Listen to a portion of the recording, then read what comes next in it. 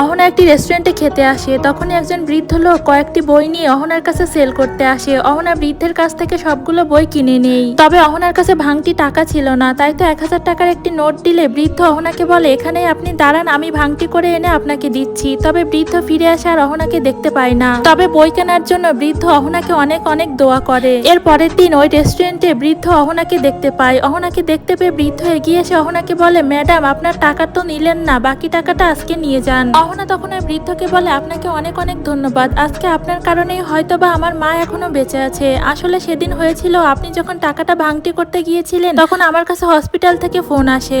তখন আমি দৌড়ে হসপিটালে গিয়ে শুনতে পাই আমার মা অ্যাক্সিডেন্ট করে হসপিটালে ভর্তি হয়েছিল। আর যে কন্ডিশন থেকে আমার মা এখন বেঁচে ফিরেছে সেখান থেকে কেউই বেঁচে ফিরে না। হয়তো সেদিন আপনি আমার মাকে অনেক অনেক দোয়া করেছিলেন, সেই দোয়াটাই কাজে লেগেছে। এ কারণেই আপনাকে অনেক অনেক ধন্যবাদ। আর কার দোয়া কখন কাজে লাগে সেটা কেউ বলতে পারে না।